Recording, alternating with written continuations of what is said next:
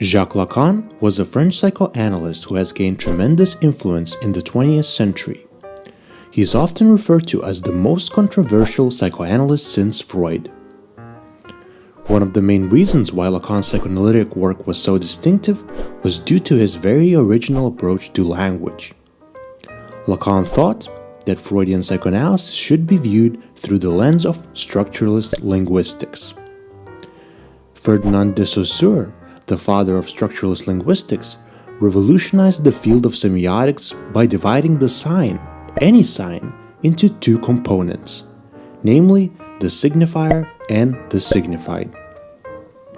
Signifier is the way people call an object.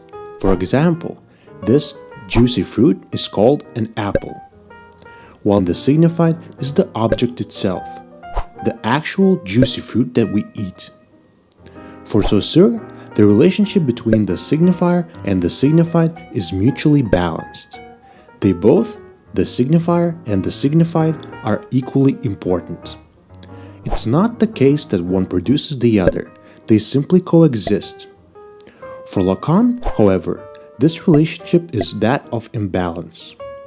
Lacan thought that people are always stuck in the world of signifiers, or in the world of language, if you will, and they can't ever grasp the reality in and of itself.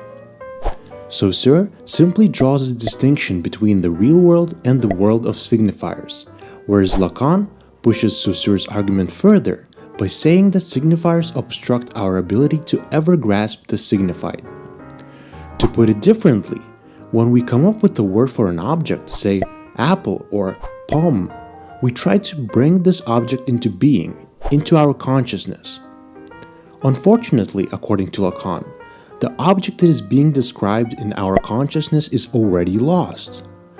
We want to obtain an apple, but what we have is only a substitute of an apple, the signifier. The idea that the signifier precedes and obfuscates the signified underpins the entirety of Lacan's perspective towards psychoanalysis. Lacan doesn't think that people can have what they desire, mainly because they are always stuck within language. They can't grasp the reality. They are totally removed from the signified. While other psychoanalytic schools like the ego psychology focus more on strengthening patients' grasp of linguistic matrix, strengthening of his or her ego, Lacan, on the other hand, thought that the self is merely a mirage constructed by language. Therefore, for Lacan, it is very important to allow the patient to unlearn the conventional ways of language.